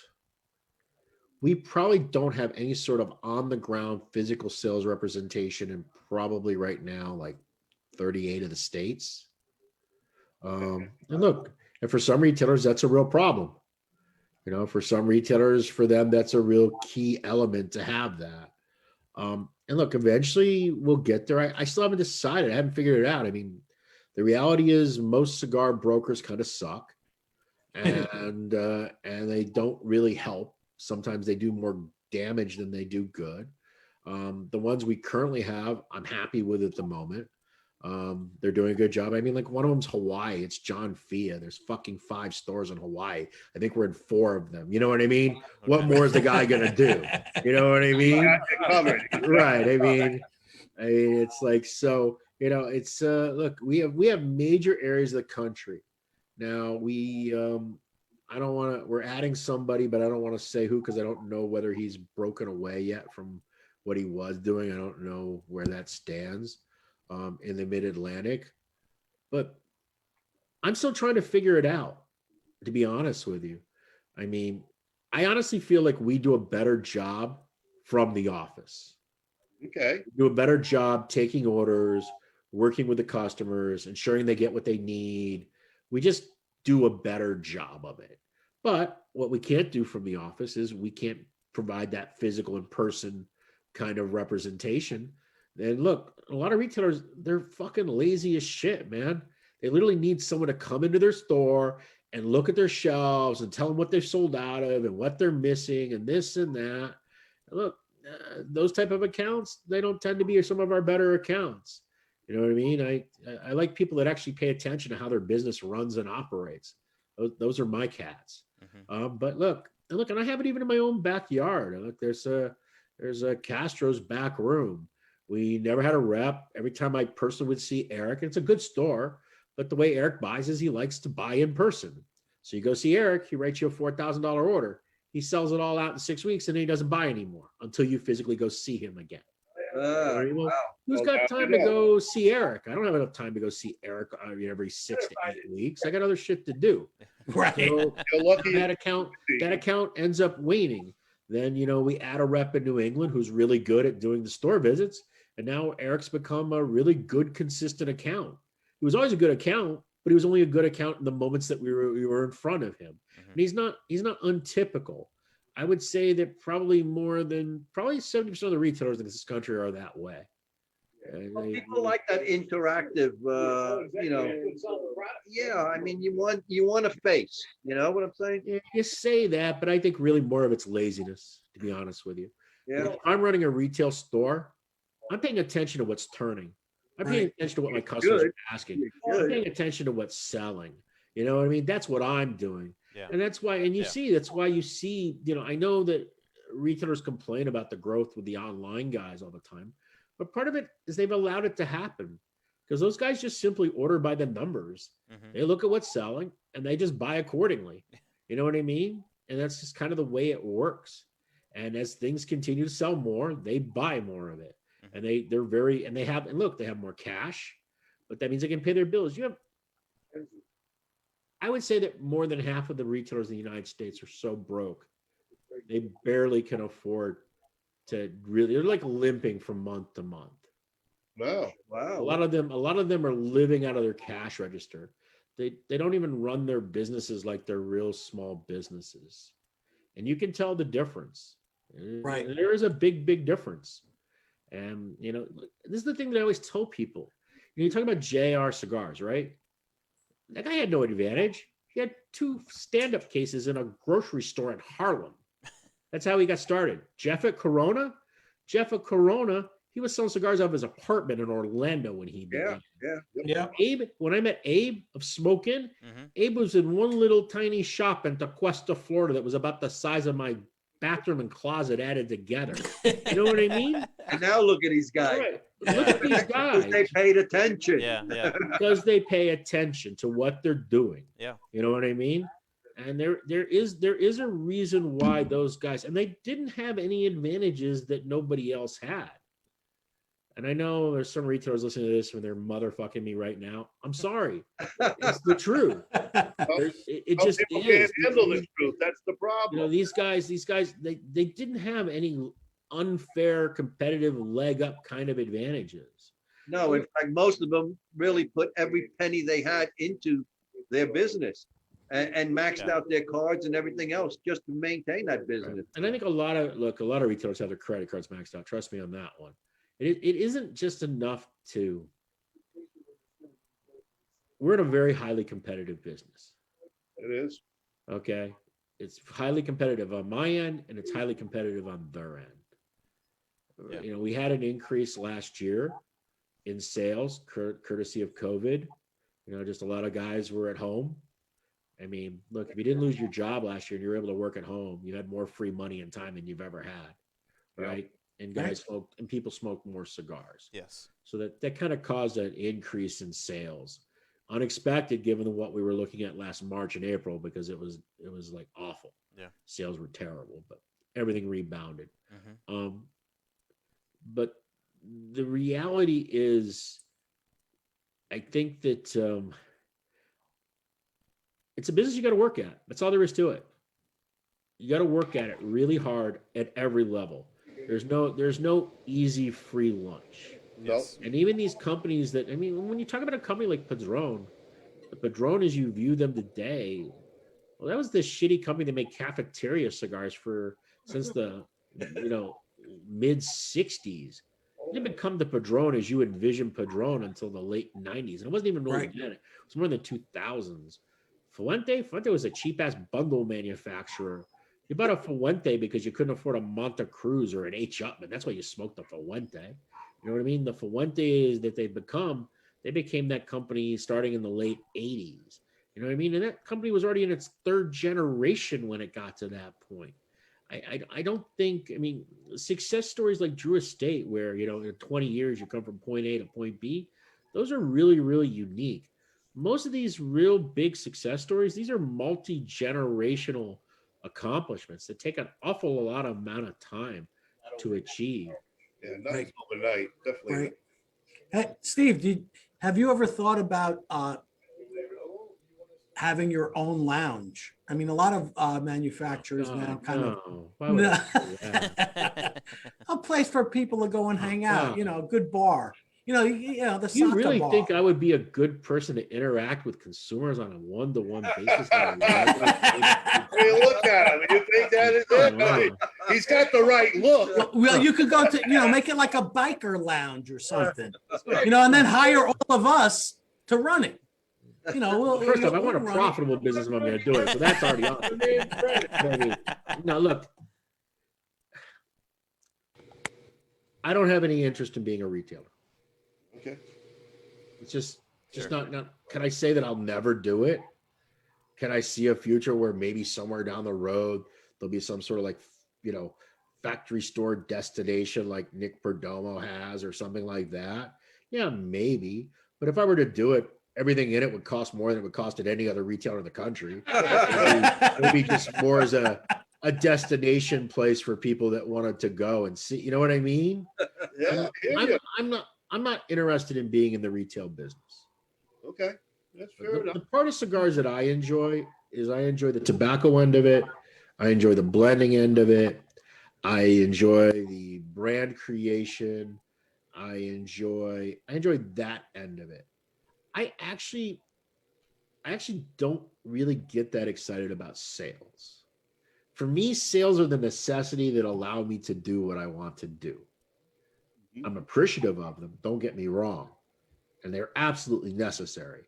And unlike most people in my business, I'm very quick to say, I'm in the cigar business. I'm doing this to make a profit. That's how my family lives.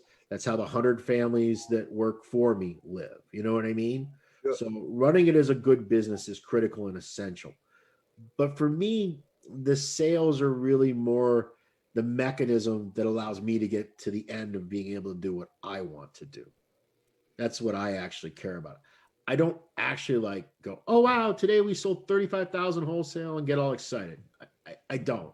Or if I'm at an event and a guy buys 2 boxes, I'm happy. Thank you. I'm appreciative. But in the back of my head, I'm always thinking, man, I sure hope he likes those cigars. I sure hope they don't suck. Where when you're a cigar salesman, you're kind of like, hey, I got that guy to buy 2 boxes, man. He was going to buy 5 Ashton over there, and I talked him into buying this box of Sober Mesa over here. They get a little chubby out of it. You know what I mean? Right. That's what they do. That's the way it is. I don't get that. So Right. for me, look, I'm not telling you money doesn't matter to me, because that would be a lie. Okay. But at the same time, the sales aspect of it is not really my driving thing. That's not where I get my boner from. Right. So Well, for whatever me, it is that is turning you on. I think owning a retail I store think- would be. I think owning a retail store would be an absolute, utter, complete disaster. I would be like this cute Nazi in cigars. That's just kind of the way it would go. Next.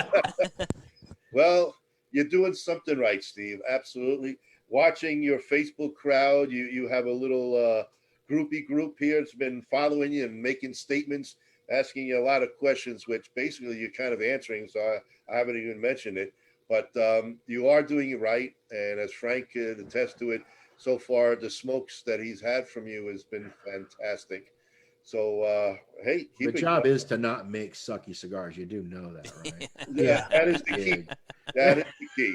The goal is to not make sucky cigars. And I guess you're pretty successful at that.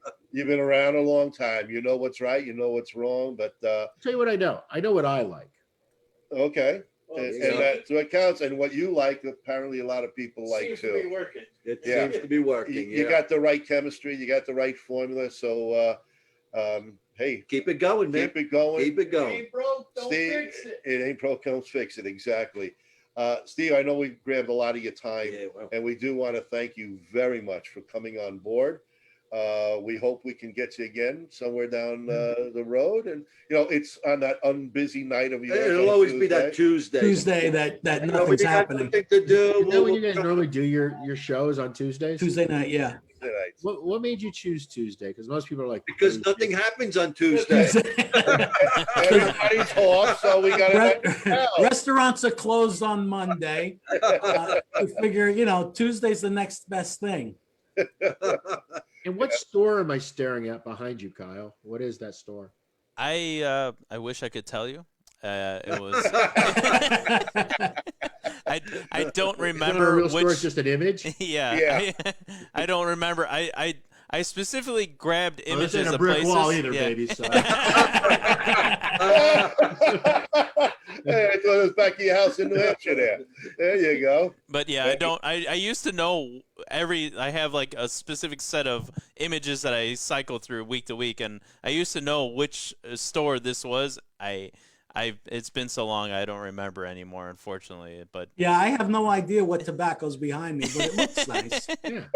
Looks good. Well, Looks behind, good. behind that brick wall is a grotto. He can't do that. Anyway, Steve, again, thank you. Thank you very much for coming on board, Thank giving you, us Steve. some time. I Yeah, know my pleasure, guys. from the comments, you. a lot of Thank people truly enjoyed and agreed with what you said, and you taught them some information that they didn't know, and taught us also, Sure. especially about that Pennsylvania leaf that you've been using. That's a good one. And That's interesting. if you don't mind, I'm going to reach out to you towards the end of the year and touch base, unless something new comes up. Hey, one thing. How can I get a little statue of Sasquatch there? I mean, I really would love to Buy a get box of cigars when they're doing a promo. That's all it is. Everybody else has to It's pay just- for it. Why do you get a free ride? But they look pretty like you. That's all. Right now, Well, right now, how did that all start, Steve, right by now, the way? out of them, I'm waiting on another like flotilla of them to be delivered. Okay. It started kind of as a joke.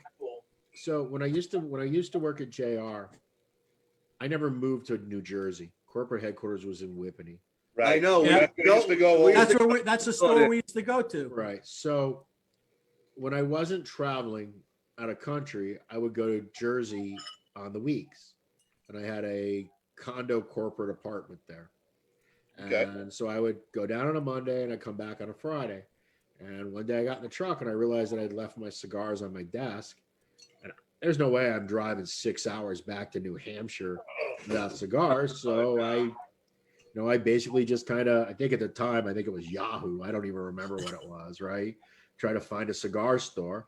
Find a cigar store. I pull in, I go there. I'm just going to run in and pick up like 4 or 5 cigars so I have enough to smoke on my way home. I walk into the door and the guy goes, "Oh my God, Steve Saka. He's in my cigar store."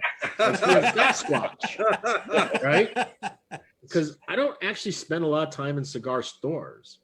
Even now, I don't spend much time physically in stores. And so I ended up staying and hanging out with his regulars and smoking a cigar. And then I drove my way back to New Hampshire. So I started making a habit of visiting that shop like once every 3-4 weeks, just popping in, having a cigar with the regulars. It was Friday afternoon. It was after work. And they just started calling me Saka Squatch as a joke. It was just kind of a nickname they tagged me with because of what the owner said. Don't see them very often, but they appear every once in a while. So they started calling me Saka Squatch as a joke. So fast forward like 20 plus years, I got a friend of mine, Jerry Smith. And what Jerry Smith does for a living is he makes cheap shit in China. That's what Jerry does. So Jerry makes cheap crap in China. And one of the things that he makes is bobbleheads for some of the national sports leagues. So one day he calls me up. He says, "Hey, Saka, I need you to send me a picture of your head. I need a picture from the front. I need a picture from the side. I need a picture 3/4 view." I'm like, "Why?" He goes, it's for something I'm doing. I'm like, well, what are you doing that you need a picture of my head 360? Like, well, it's a gift. It's a secret. I'm like, well, Jerry, I'm not sending you these pictures. You got to tell me why you need a picture of my melon. He's like, Saka, I'm trying to make you something. I said, I don't give a fuck. And he's like, well, I'm trying to make a bobblehead of you. I'm like, what? He goes, yeah, I want to make a custom one-off bobblehead. It'll be a really cool thing. It'll be smoke a cigar. I'll make it fat like you. I'll make your head. You know what I mean? I'm like, Gary, I don't want a fucking bobblehead of me. I look like a bobblehead. Why do I need a bobblehead? Right? I was like, I don't want one. He's just kind of like, he's like, Saka, why do you got to be a dick about everything? I'm trying to make you a gift, right? I'm like, Jerry, I just don't want a bobblehead, right? And so I then go, do you think they could make a cigar smoking Sasquatch? He goes, you mean a bobblehead? No, I don't want a bobblehead. I want like just a figurine, right? Like a let's call it an action figure, right? Mm-hmm. Okay. And he goes, I don't know. He says, send me some pictures of some Sasquatches. So I sent some pictures, and then they had some Chinese slave labor girl craft one out of clay, and they hand painted. They made one, and they painted it, and Jerry gave me one of those statues as a one-off gift. This is cool. And I was like, whoa. I know they really are. It's like, this turned out really nice. I was like stunned. I'm like, this is really kind of cool, Jerry. I said, you know what, man? Thanks, man. I'm really glad you did this. So I got one sitting here. So I'm like the one that you're not getting. I set it up on the bar. And I don't want to say the name of the shop, but an owner of a very big box shop came in and he saw it sitting on the counter. And he's like, he picked it up and he just started laughing. He goes, this is genius. How do I get one of these? I want to give them away with boxes of cigars. And of course, I'm like, well, you can't, because it's a one-off gift. And of course, Jerry, who sells cheap shit he gets made in China, just steps all over me. And he ends up cutting a deal to sell this guy, 500 of these statues. But because Jerry's my friend, he gets him to pay a price that I end up getting another 500 for free.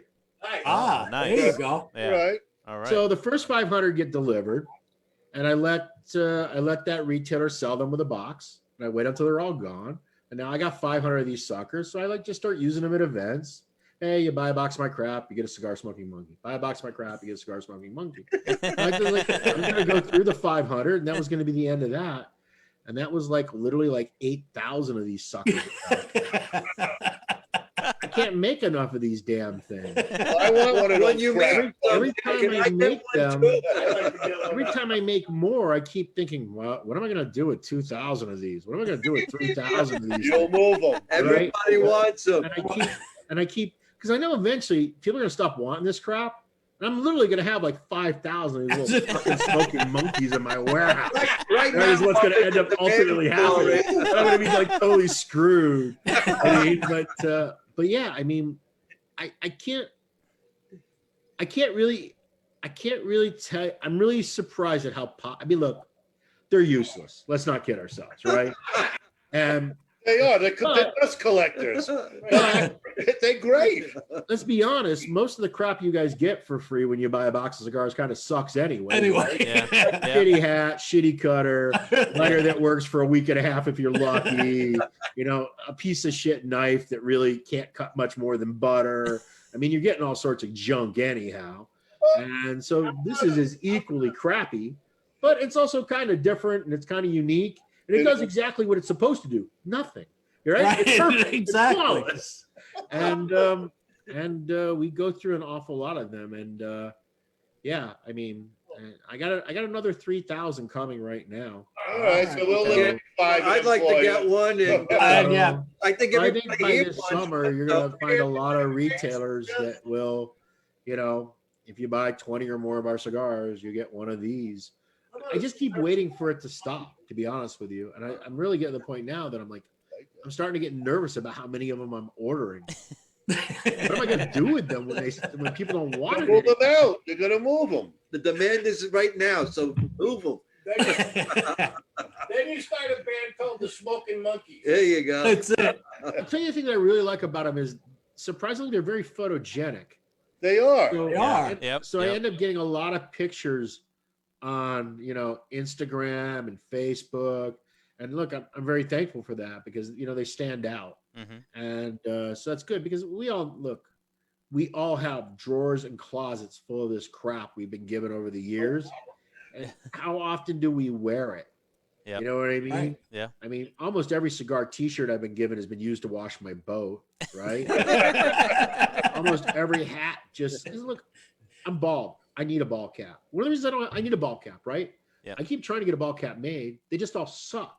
Every ball cap I like ends up costing like $17 to $20 to make. Because a good ball cap is $34 to $40 now. Retail. Right. It It is, is. right? Oh, yeah. Yep. That's Yep. what a quality ball cap costs. Yep. So I don't wear any of these, $2.80 Chinese ball caps. And guess what? The rest of people don't either. They don't want to look at, if I'm spending, whatever, $250 on a box of cigars, do I really want to wear a $2.80 Chinese ball cap? Yeah. No. Everybody needs that, but everybody needs a monkey.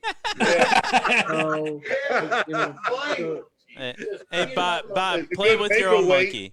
Play with your own monkey, Bob. It's okay. But yeah, that's where the statues came from.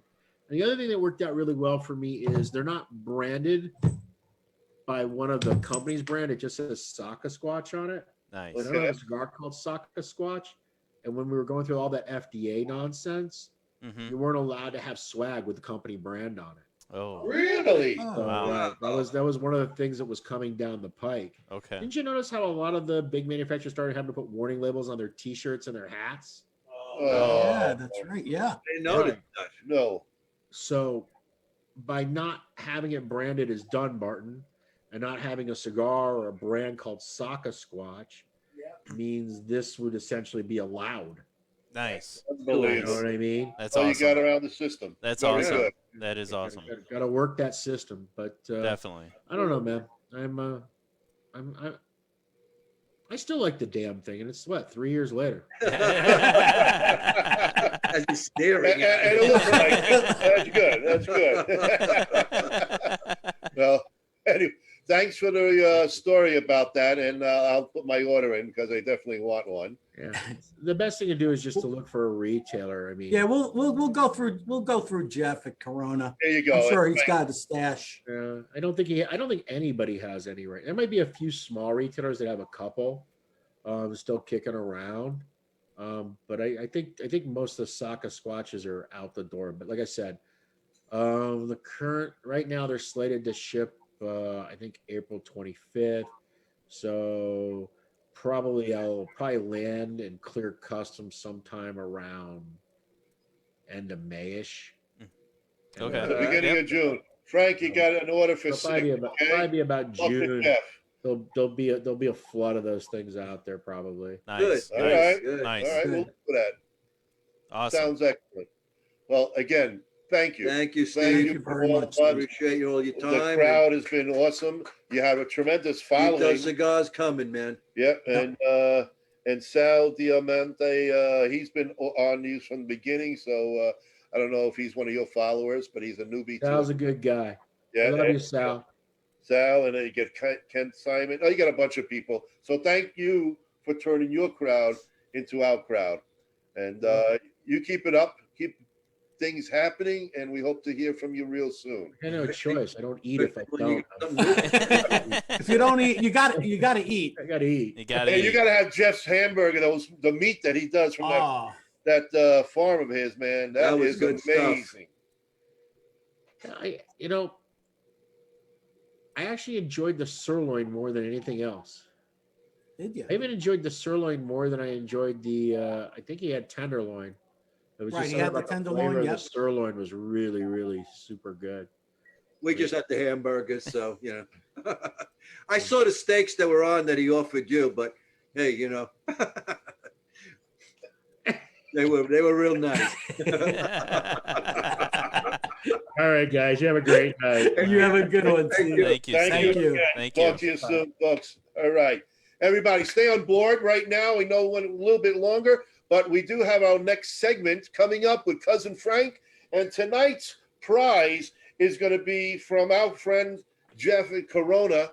He has given us a beautiful Corona Cigar Company ashtray. Oh, nice. Oh, Wow. beautiful. And Beautiful. this is going to be for tonight's winners.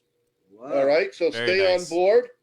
And we're just going to do a little announcement work, sponsoring. Go ahead, Kyle, take it away. And folks, stay on for Stump the Chooch segment. Is RnA Treasures out of Tampa Bay, Florida, the last of a legacy. The last inventory from Thomas Cristiano in a warehouse where everything is aged and well kept for all your pipe and smoking needs. Do the what?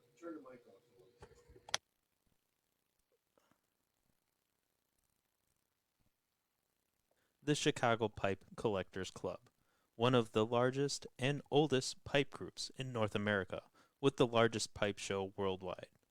Every first weekend in May. Always looking for new members, and if you're interested, please contact via Facebook. All right, and now we bring to you what everyone's been waiting for, our Stump the Chooch. Give me my intro. Intro.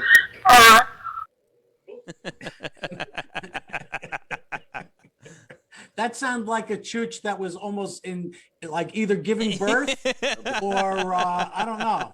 But That was a everybody who's new to this, Ron, you got to explain a little bit. First, I'm gonna try to stump the dais there, and I'll usually give a question of a year and a date, and usually it's around this date in history, and you got to figure out if it's right or wrong. And usually the guys at the dais there, Kyle, Ronnie, Bob, they usually get it wrong. Yes. So Yes. we'll figure that one out. But in 1900, during this week, something very, very special 1900.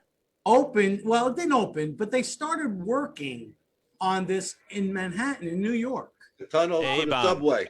The Oh, H-bomb. look at Bob! Look Oh. at Bob. Well, Bob was there. Actually, Bob was the foreman. I drove the train through there.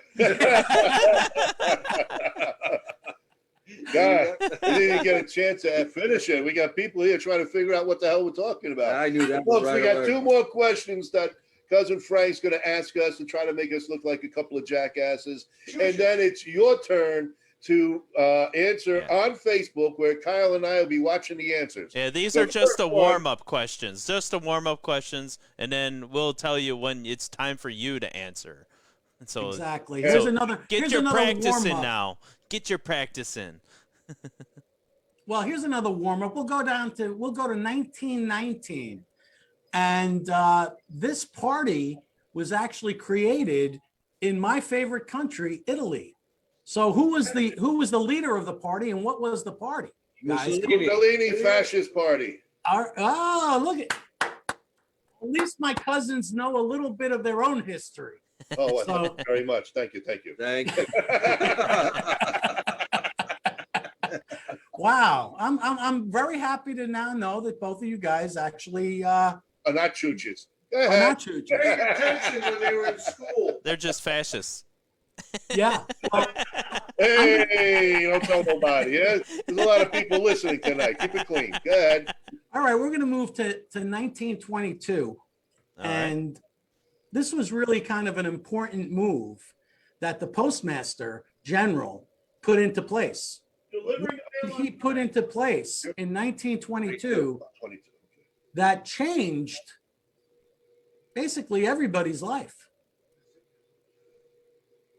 I don't know. Stamps. Stamps. I don't know if it's a zip code, but zones. No, No, I'm sorry. Not. God.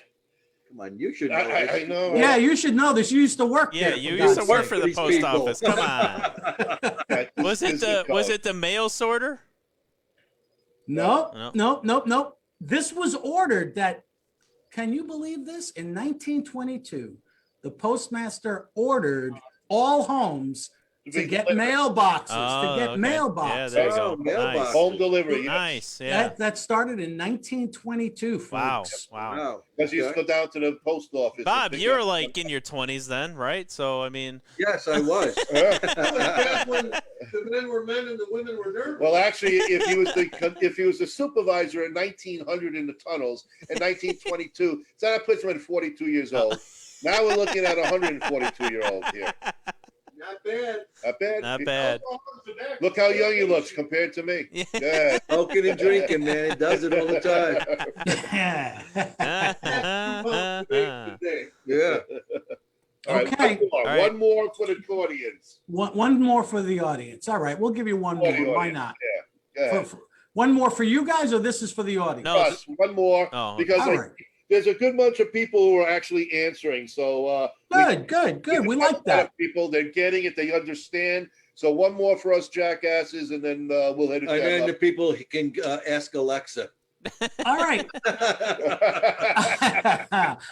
All right, I'm going to move us all the way up to 1987.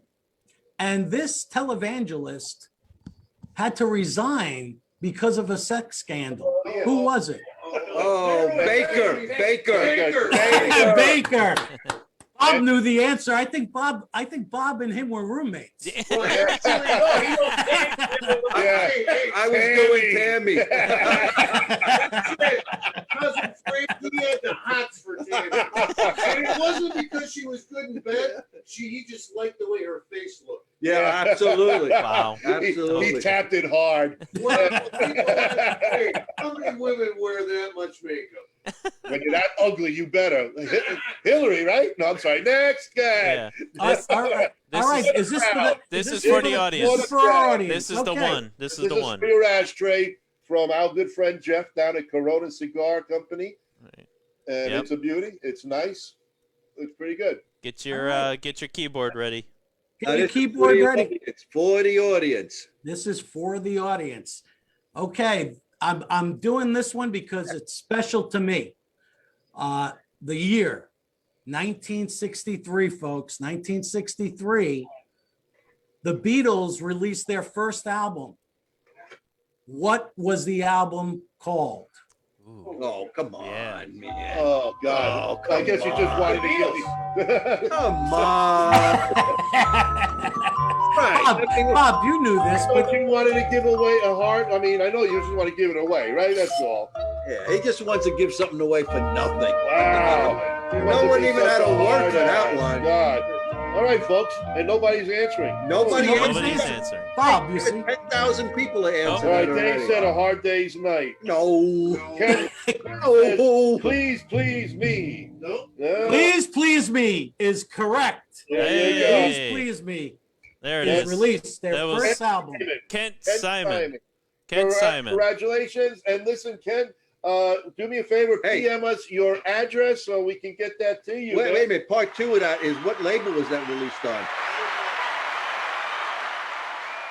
No, that wasn't Apple. Not No, Apple didn't exist. that didn't exist yet. Yeah. 68, 69. 67. I don't know. All right. What Ken, label were they on? congratulations. You might. All right. Well, but after that was Capital. All right. Capital Records. And who turned them down? All right, Ken, thank you. Congratulations. Yeah. Hey, everybody, I used to know. thank you really so much for joining in with Steve. We could have kept him going, but, he is an hour ahead of us, and we really tried to limit the show to an hour. And as you can see, we're almost at 2 hours. So Time Whoops. flies when you're having fun. it has been a spectacular show. And thank you very much, Frank, who's another hour ahead of us, and Kyle, who should have been in bed So an who hour won the ago. set of chops tonight? Well, we have a winner. His name is Kent Simon. And he gets a set of chopsticks tonight. Yeah. Well, you know what? I purposely did that as a question because I knew Bruce wasn't on tonight. Or if he was, What are you talking about? Bruce has Bruce, been on yeah, the whole Bruce night. has been Oh, he on all has night. been. He's Oh. making comments to us. Of Yeah. course. But okay, he well, I got haven't it. checked. Well, he didn't win. You know why? Because I gave him the Malok. Oh, you can't get off. All right. Sorry, Bruce, but you can't win every week. I'm sorry. and at the end, you had Andre listening too. So Oh, we I did. bested Oh, Andre and Bruce. Wow. Well, Ken is coming. He's calling in from California, so he's 2 hours behind. So he had all night to show up. Bruce, thanks so much for the show. I appreciate the compliment. And Robert King, thank you. Dave announced the pipe show. Well, actually, you know what? Time out. Hold on. Yeah, we do have bad news. Did you want to come on for the pipe information? Maybe you want to Hold give on, for all everybody you pipe people. We do have Tim Garrity here bad news, folks. of the Yeah, I'm gonna Chicago let Tim Pipe sit Show. in. Go ahead, Tim. He is the president, and we have some updates for everybody that hasn't already heard. Tim Garrity, Chicago Pipe Club president.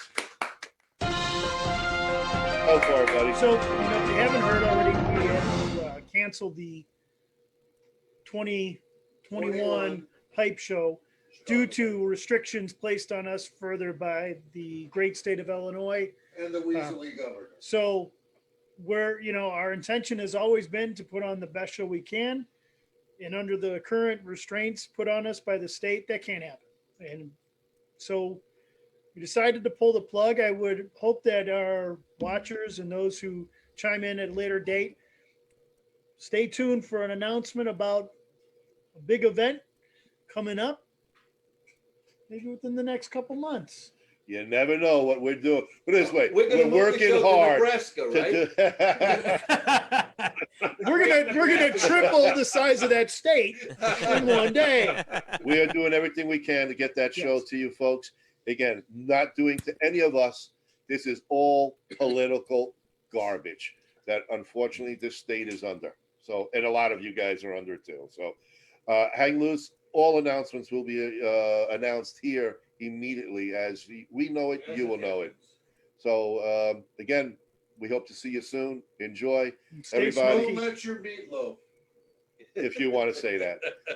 From all of us to all Good of night, you, everybody. Good night, everybody. we'll see you next week. Good Thank night. you. Good night, Teresa.